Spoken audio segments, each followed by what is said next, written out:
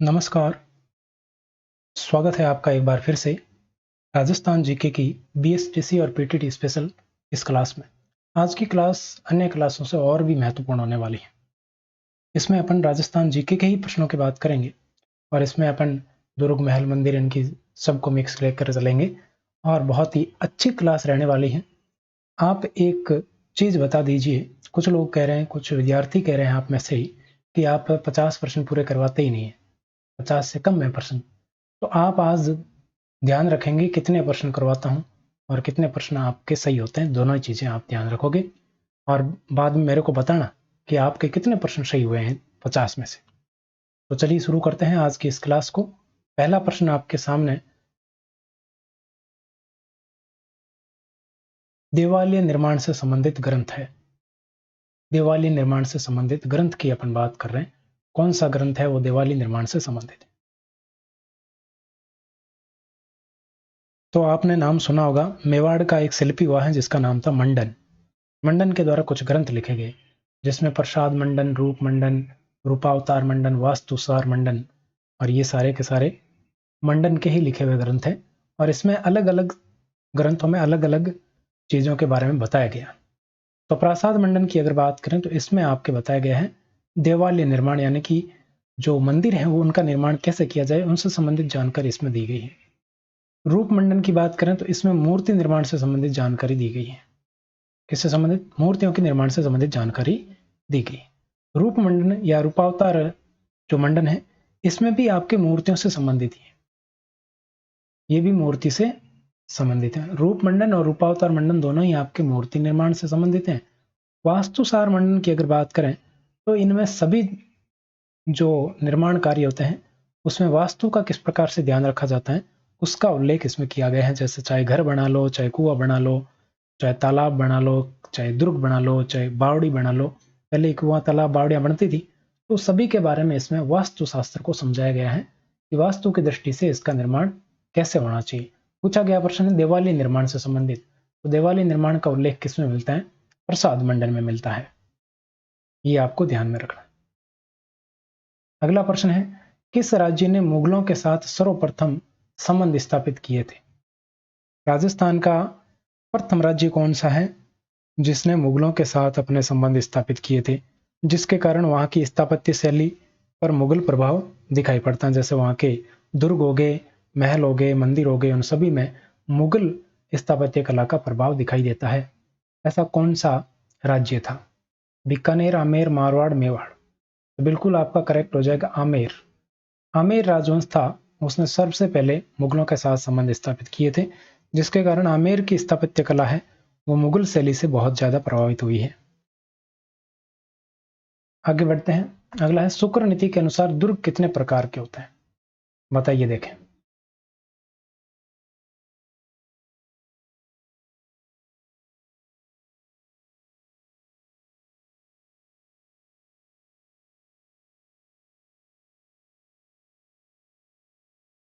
तो शुक्र नीति की अगर बात करें तो साथियों, शुक्र नीति के अंदर दुर्गों के अलग अलग प्रकार बताए गए हैं और शुक्र नीति में दुर्गों के 9 प्रकार बताए गए हैं।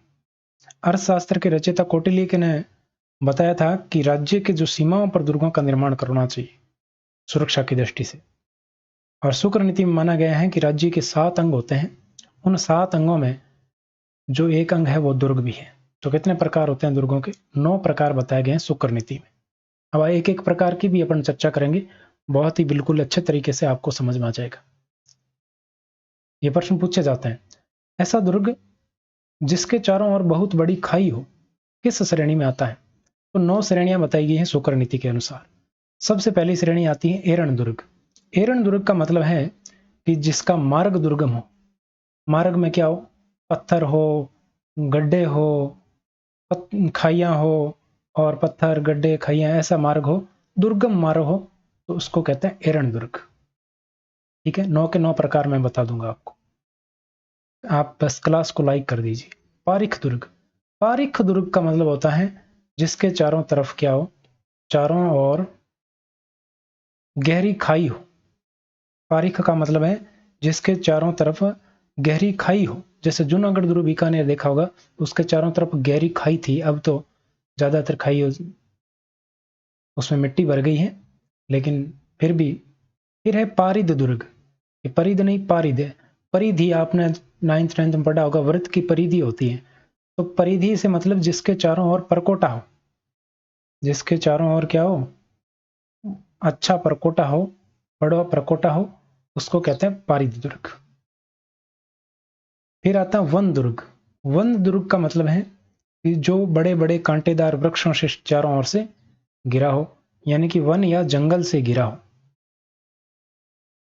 जंगल से घिरा दुर्ग। अब अगले प्रश्न में और बात करेंगे 4 श्रेणियों की, तो 8 और एक एक्स्ट्रा बचेगी, वो मैं आपको बता दूंगा। तो यहाँ पर क्या पूछा है, बहुत बड़ी खाई। तो खाई किस में होती है, पारिख दुर्ग में। ख से पारिख आ रहा ना, ख से खाई, ऐसे रिलेट करके याद रख लो। तो बी हो जाएगा पारिख। ऐसा दुर्ग जो चारों तरफ से बहुत दूर तक मरुभूमि से घिरा हो, यानी कि ऐसा दुर्ग जिसके चारों ओर मैदान हो, मरुस्थल हो, उस दुर्ग को क्या कहते हैं, ये आपको बताना है। तो धन या धानवन दुर्ग कौन सा होता है, जिसके चारों तरफ क्या हो, मरुस्थल हो। और ऐसा कौन सा दुर्ग है, बटनेर दुर्ग है। हनुमानगढ़ का बटनेर दुर्ग है, उसके चारों तरफ मरुस्थल ही है। जल दुर्ग, जिसके चारों तरफ क्या हो, जल हो, चारों तरफ से जल से घिरा हो, जल से घिरा हो। जैसे बात करें गागरोन दुर्ग, ये जल दुर्ग की श्रेणी में आता है। गिरी दुर्ग, जो पर्वत पर बने हो, पहाड़ी पर बने हो, पहाड़ी पर स्थित दुर्ग। जितने भी राजस्थान में पहाड़ियों पर स्थित हैं वो सारे गिरी दुर्ग में आते हैं। फिर आता है सैन्य दुर्ग। सैन्य दुर्ग है वो अभेद्य दुर्ग होता है, रक्षक की दृष्टि से बनाया जाता है, अभेद्य दुर्ग। और ये रक्षा की दृष्टि से, रक्षा की दृष्टि से मतलब जिसमें सैनिक वगैरह रहते हैं, वो सैन्य दुर्ग। सहाय दुर्ग, इसकी 9वीं कैटेगरी आती है, सहाय दुर्ग। सहाय दुर्ग जिसमें भाई बंधु रहते हो, जिसमें जो राजा महाराजा हैं, सूरवीर हैं, उनके भाई बंधु रहते हैं, सहाय दुर्ग कहलाता है। तो इसमें क्या पूछा है कि चारों तरफ बहुत दूर तक क्या हो, मरुभूमि, तो धानवन दुर्ग कहलाता है। ए ऑप्शन आपका आंसर हो जाए। अगला है राजस्थान का तिथि युक्त मंदिर कौन सा है, ओसिया मंदिर। ओसिया में किसका मंदिर है, सचियाय माता का मंदिर है, सचियाय माता का मंदिर। यहाँ पर सूर्य मंदिर भी है, और ये प्रतिहार काल में गुर्जर प्रतिहारों के द्वारा इसका निर्माण करवाया गया है। फिर आता है अर्थुणा मंदिर, शीतलेश्वर महादेव मंदिर, और इनमें से कोई नहीं। राजस्थान का तिथि युक्त मंदिर आपसे पूछे जिस पर दिनांक लगी हो, तो वह है शीतलेश्वर महादेव का मंदिर। आगे बढ़ते हैं, अगला प्रश्न आपके सामने है, चित्तौड़ का किला किस पहाड़ पर, किस पठार पर स्थित है। चित्तौड़ किले का नाम आपने सुना होगा। तो चित्तौड़ किले की अगर बात करें, चित्तौड़ का किला ये गंभीर और बेड़च नदी के संगम पर स्थित है। और कौन से पठार पर स्थित है, तो मेसा पठार पर स्थित है। कौन से, मेसा पठार पर स्थित है। और ये एक प्राचीन दुर्ग है जो महाभारत काल में भी था, ये ध्यान रखना है। तो उत्तर क्या हो जाएगा, मेसा पठार, ए ऑप्शन। चित्तौड़ के किले का निर्माण किसने करवाया, तो निर्माण से संबंधित आपको 2 बातें ध्यान में रखनी। नाम एक ही है, यानी कि व्यक्ति एक ही है, एक चित्रांग मिलता है और इसी का नाम मिलता है चित्रांगद। चित्रांग कह दो या चित्रांगद कह दो, दोनों एक ही व्यक्ति है, ध्यान रखना। डी ऑप्शन आपके बिल्कुल करेक्ट हो जाएगा, चित्रांग ने इसका निर्माण करवाया था। ये मौर्य राजवंश से संबंधित था।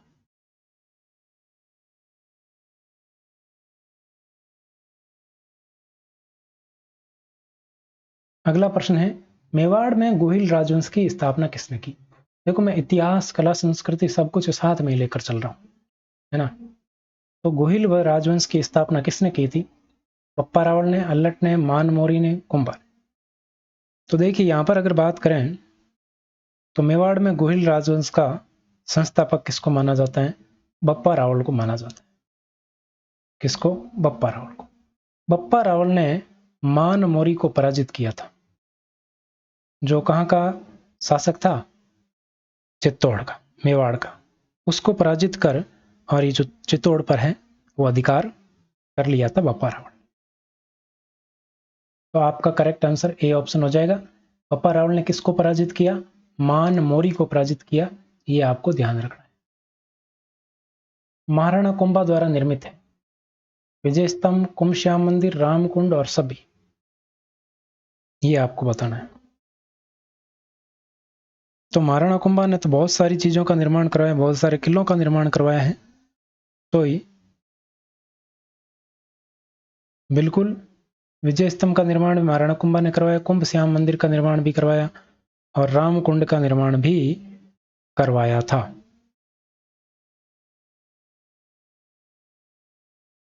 उपयुक्त सभी बिल्कुल करेक्ट हो जाएगा।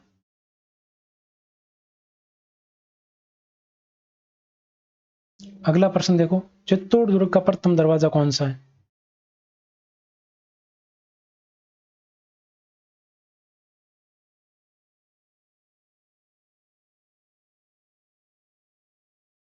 चित्तौड़ दुर्ग का प्रथम दरवाजा कौन सा है? तो चित्तौड़ दुर्ग की अगर बात करें तो प्रथम दरवाजा आता है पाटन पोल। इसको पाटन पोल भी कहते हैं। तो पाटन पोल है वो प्रथम दरवाजा है। इसके बाद आता है दूसरे नंबर पे भैरव पोल। ये पाटन पोल है, सबसे बड़ा दरवाजा है। यहाँ पर बाघ सिंह का जो स्मारक है वो भी बना हुआ है। चित्तौड़ का जब दूसरा साका हुआ था 1535 में, उस समय भी बाघ सिंह ने ही केसरिया किया था। हनुमान पोल यहाँ पर तीसरा दरवाजा आता है और उसके बाद आता है आपके गणेश पोल, चौथा दरवाजा। तो पाटन पोल है वो पहला दरवाजा है चित्तौड़ दुर्ग का। विजय स्तंभ में कितनी मंजिल है? तो अभी बात कर रहे थे अपन विजय स्तंभ के बारे में। तो विजय स्तंभ का निर्माण किसने करवाया था? विजय स्तंभ का निर्माण करवाया था महाराणा कुंभा ने। और इसकी अगर बात करें तो इसमें 9 मंजिलें हैं। कितनी मंजिलें हैं? 9 मंजिलें हैं। और ये नव निधि के प्रतीक है। नव निधियों के प्रतीक माना जाता है इनको। और इसकी जो तीसरी मंजिल है, तीसरी मंजिल, इस पर 9 बार अल्लाह लिखा गया है। 9 बार क्या लिखा गया है? अल्लाह लिखा गया है तीसरी मंजिल पर। और 9वीं मंजिल पर कोई मूर्ति नहीं है। 9वीं मंजिल पर कोई मूर्ति नहीं, सॉरी 8वीं मंजिल पर, 9वीं नहीं 8, 9वीं मंजिल है वो बिजली गिरने के कारण टूट गई थी, फिर उसका पुनर्निर्माण भी करवाया था। और इसकी ऊंचाई की अगर बात करें तो ऊंचाई इसकी आती है 120 फीट। कितनी है? 120 फीट है। इसमें 157 सीढ़ियां हैं। कितनी सीढ़ियां? 157 है। ये भगवान विष्णु को समर्पित है। इसको हिंदू देवी देवताओं का अजायब घर भी कहा जाता है। ठीक है, तो सी ऑप्शन आपका आंसर हो जाएगा। आगे बढ़ते हैं। विजय स्तंभ के शिल्पी कौन थे? तो विजय स्तंभ के शिल्पी थे, मुख्य शिल्पी था जेता, उसके साथ नापा, पूंजा, ये सभी थे। तो डी ऑप्शन आपका करेक्ट हो जाएगा। अगला है कीर्ति स्तंभ का निर्माण किसने करवाया? तो कीर्ति स्तंभ की अगर बात करें तो इसका निर्माण बगेरवाल जैन जीजा के द्वारा करवाया गया। ये 7 मंजिला इमारत है और ये जैन धर्म से संबंधित है। ये आपको ध्यान में रखना है। और ये किसको समर्पित है? आदिनाथ को समर्पित है। आदिनाथ को समर्पित है। पूछा जाता है प्रश्न, जो कीर्ति स्तंभ है वो किसको समर्पित है? विजय स्तंभ किसको समर्पित है? विजय स्तंभ भगवान विष्णु को, कीर्ति स्तंभ आदिनाथ को समर्पित है। बगेरवाल जैन जीजा ने इसका निर्माण करवाया। ये आपको ध्यान रखना है। चित्तौड़गढ़ में स्थित श्रृंगार चौरी का निर्माण किसने करवाया?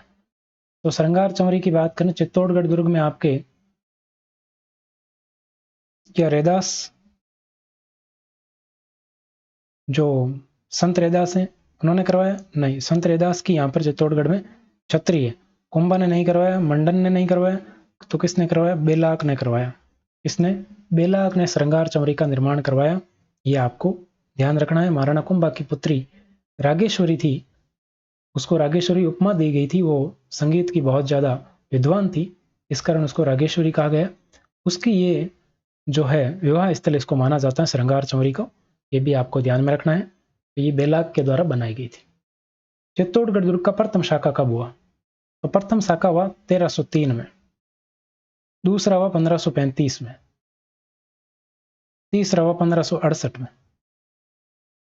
प्रथम शाखे के समय किसने आक्रमण किया? अलाउद्दीन खिलजी एके ने आक्रमण किया, यानी कि अलाउद्दीन खिलजी ने। और इधर कौन था? तो यहाँ पर सामने था आपके रावल रतन सिंह। कौन था? रतन सिंह था, ये आपको ध्यान में रखना है। गोरा और बादल ने यहाँ पर वीर गति प्राप्त की थी और पद्मिनी के नेतृत्व में जौहर हुआ था, रतन सिंह की पत्नी। द्वितीय के समय यहाँ पर रावत बाघ सिंह थे, जिसके स्मारक बना हुआ है चित्तौड़गढ़ में। तो बाघ सिंह ने यहाँ पर केसरिया किया था। और आक्रमण किसने किया था? बहादुर शाह ने किया था। यहाँ पर आक्रमण किया था बहादुर शाह ने। कर्मावती के नेतृत्व में यहाँ बाघ सिंह और कर्मावती के नेतृत्व में साका हुआ था। कर्मावती ने यहाँ पर जौहर किया था। तीसरे साके के समय आपको क्या ध्यान में रखना है? अकबर ने आक्रमण किया था। इसने अकबर ने आक्रमण किया और यहाँ पर जयमल और फत्ता ने जो है वीर गति प्राप्त की। जयमल व फत्ता ने, और यहाँ पर जयमल जो फत्ता थे, जयमल फत्ता, इनमें से फत्ता की पत्नी फूल कंवर ने, इसने फूल कंवर ने यहाँ पर जौहर किया। ये आपको ध्यान में रखना। तो ए ऑप्शन आपका करेक्ट आंसर हो जाएगा। ऐसा दुर्ग जहां पहुंचने के लिए पत्थर के पैर चाहिए, तो आपके कौन सा दुर्ग हो जाएगा? मेहरानगढ़, जयगढ़, जैसलमेर, शिवाना। तो जैसलमेर दुर्ग जिसको सोनगढ़ कहा जाता है, क्या कहा जाता है? सोनगढ़, जिसको सोनारगढ़ कहा जाता है। और बिना पानी और चूने के इसकी जो है निर्माण इसका किया गया, जैसलमेर दुर्ग का। ये इसका जो है मार्ग है वो कठिन है, इसलिए इसको कहा गया कि पत्थर के पैर चाहिए। तो ये जैसलमेर दुर्ग है, ये कौन सी श्रेणी में आएगा? ये मुझे आप कमेंट करके बताओ उत्तर इसका। अभी अपन ने 9 श्रेणियां पढ़ी शुक्र नीति के अनुसार, उसमें से ये जैसलमेर किस में आएगा? अगला है राजस्थान का दूसरा सबसे बड़ा आवासीय दुर्ग कौन सा है? तो दूसरा पूछा जा रहा है, तो प्रथम लिविंग फोर्ट। प्रथम लिविंग फोर्ट, आवासीय दुर्ग का मतलब लिविंग फोर्ट। प्रथम लिविंग फोर्ट कौन सा है? तो प्रथम है आपके चित्तौड़। और दूसरा लिविंग फोर्ट पूछा जा रहा है, तो दूसरा लिविंग फोर्ट है जैसलमेर। ठीक है, तो जैसलमेर बी ऑप्शन आपका बिल्कुल करेक्ट आंसर हो जाएगा। किस दुर्ग में जिन भद्रसूरी ग्रंथ भंडार है? जैन ग्रंथों से संबंधित है ये भंडार है। यहाँ पर हस्तलिखित जैन ग्रंथ मौजूद हैं और ये किस में है? जैसलमेर दुर्ग में अंदर स्थित है, ये ध्यान रखना। जैसलमेर दुर्ग के अंदर 99 बुर्जे हैं, ये भी आपको ध्यान में रखना है। आगे बढ़ते हैं। जैसलमेर दुर्ग का निर्माण किसने करवाया? तो यहाँ पर जैसलमेर दुर्ग की अगर बात करें तो रावल जैसल ने इसका निर्माण करवाया, ये आपने पढ़ा होगा, लेकिन जैसल यहाँ पर ऑप्शन में नहीं है।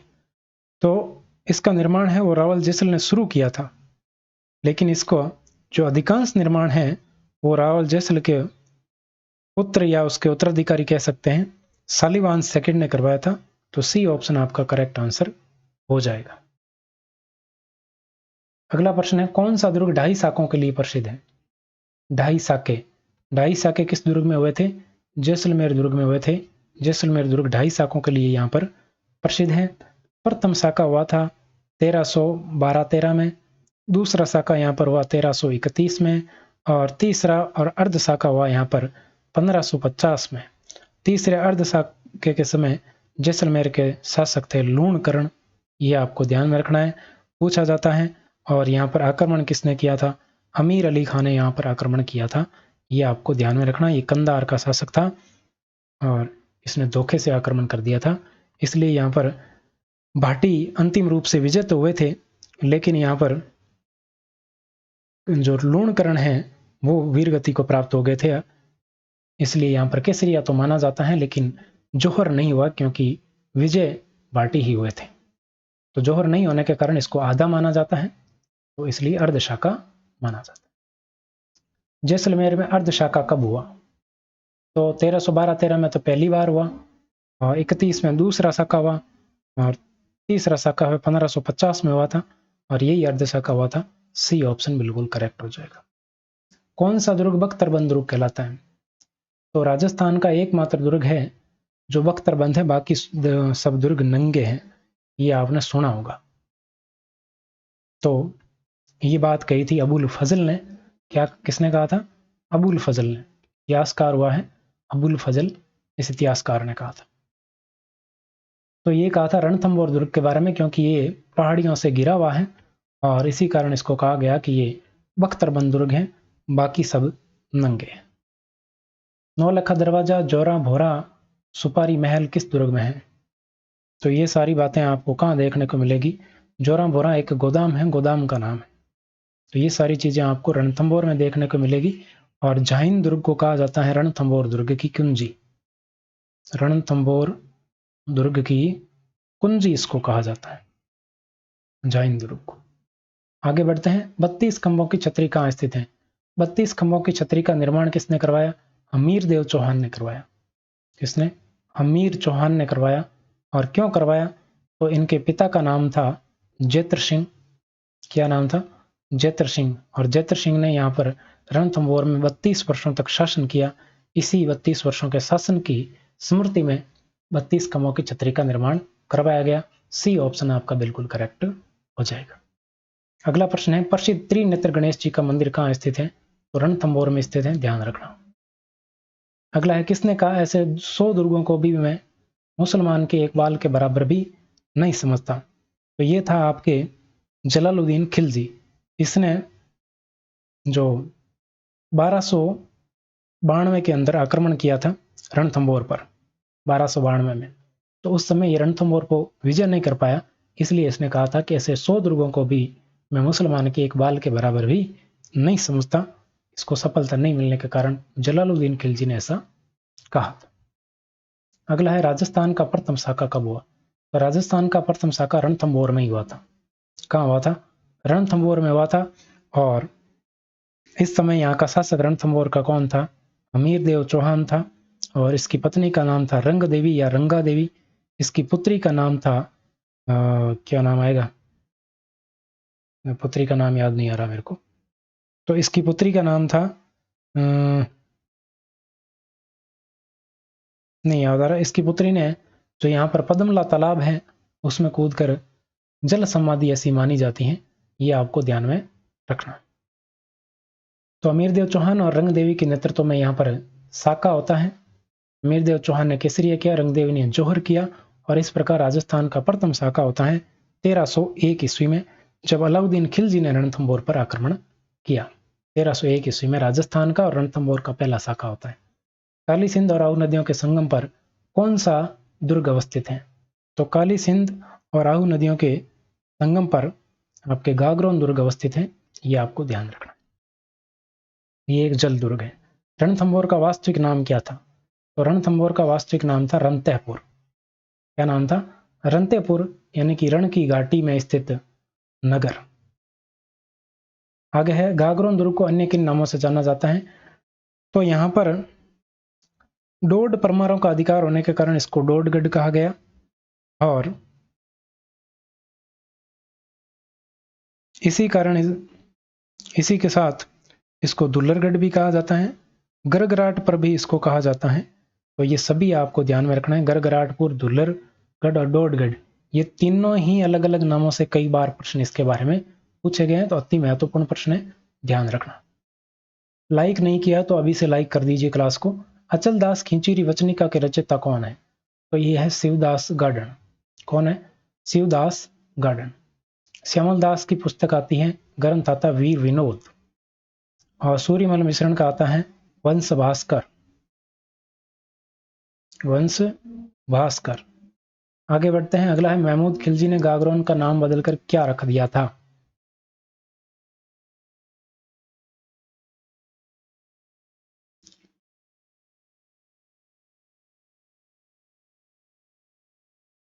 बताइए देखें।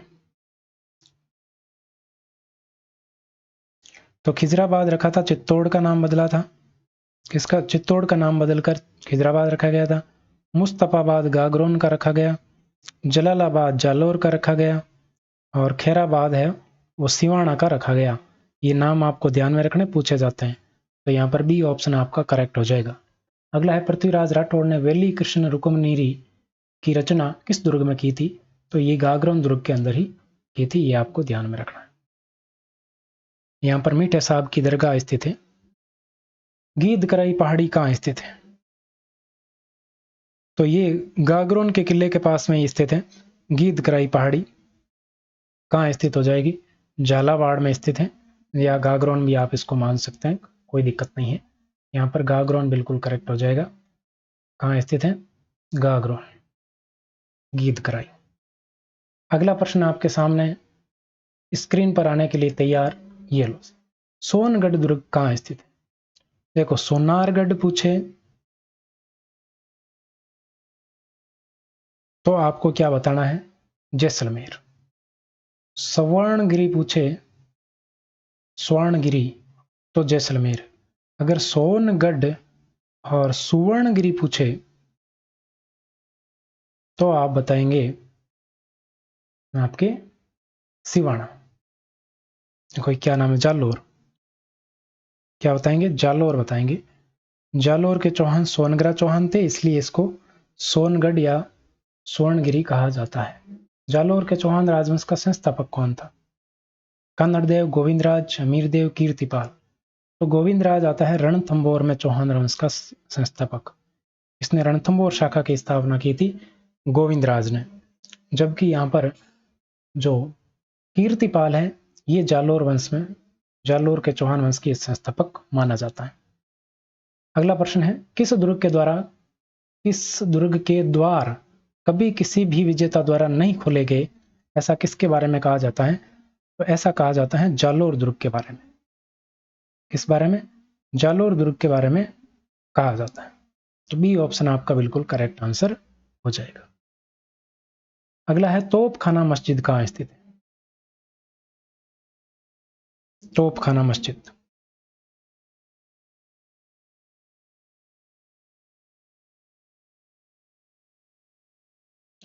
माना जाता है कि ये तोपखाना मस्जिद है, ये पहले संस्कृत पाठशाला हुआ करती थी। क्या हुआ करती थी? संस्कृत पाठशाला, जिसका निर्माण राजा भोज के द्वारा करवाया गया था। और बाद में इस मुस्लिम जो आक्रांता आए, मुस्लिम शासक यहाँ पर हुए, उन्होंने इसको मस्जिद में बदल दिया। और ये मस्जिद कहाँ पर स्थित है? जालोर में स्थित है तोपखाना मस्जिद। कानड़देव व अलाउद्दीन खिलजी के मध्य कमालुद्दीन के नेतृत्व में संघर्ष कब हुआ? कानड़देव और अलाउद्दीन खिलजी के मध्य युद्ध कब हुआ, ये कहना चाह रहे हैं प्रश्न के माध्यम से। तो 1311 ईस्वी में आपको पता होगा कानड़देव और अलाउद्दीन खिलजी के बीच भीषण युद्ध हुआ, भयंकर युद्ध हुआ।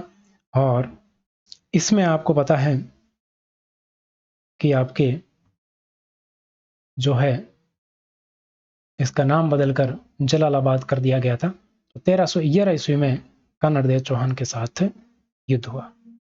यहाँ पर कानड़देव वीरगति को प्राप्त हुआ, अर्थात यहाँ पर केसरिया हुआ और महिलाओं ने यहाँ पर जोहर किया। तो ये 1311 में यहाँ पर जालोर का एक प्रथम शाखा होता है।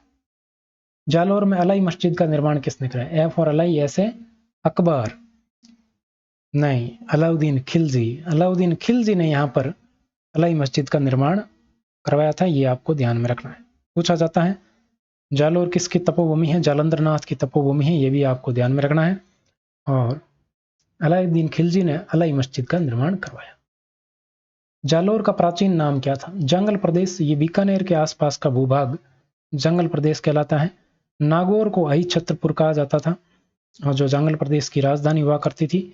जावालीपुर किसको कहा जाता था? जालोर को कहा जाता था। योधे प्रदेश, ये गंगानगर हनुमानगढ़ वाला क्षेत्र है, इसको योधे प्रदेश के नाम से जाना जाता था। तो सी ऑप्शन आपका बिल्कुल करेक्ट हो जाएगा। मारवाड़ के राठौड़ों की जोधपुर से पहले राजधानी कहाँ थी? तो जोधपुर से पहले इनकी राजधानी थी मंडोर। कहाँ पर थी? मंडोर।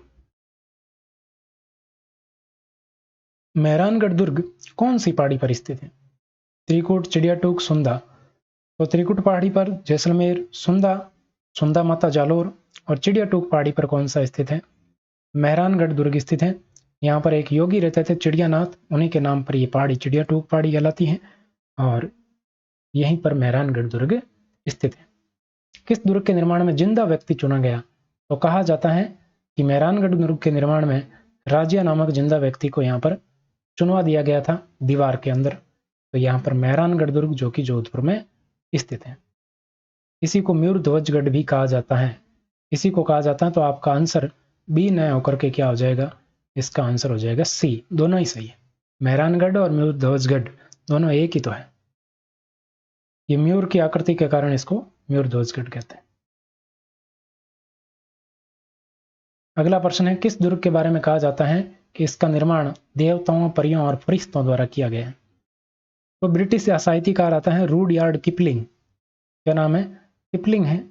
और इस किपलिंग ने यह बात कही थी मेहरानगढ़ दुर्ग के बारे में, जिसको जोधपुर दुर्ग भी अपन कह सकते हैं, कि इसका निर्माण है वो देवताओं, परियों और फरिश्तों के द्वारा किया गया है।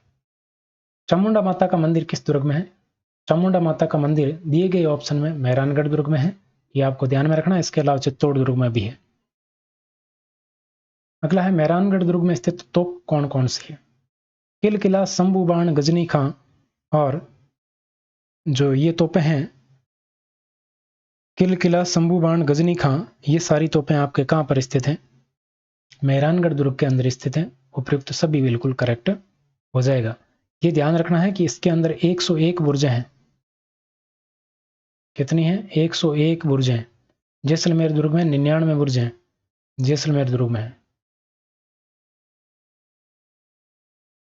अगला है, रानीसर जलाशय का निर्माण किसने करवाया? तो रानी जसमादे के द्वारा रानीसर जलाशय का निर्माण करवाया गया। और ये राव जोधा की रानी थी जसमादे, इसने करवाया था।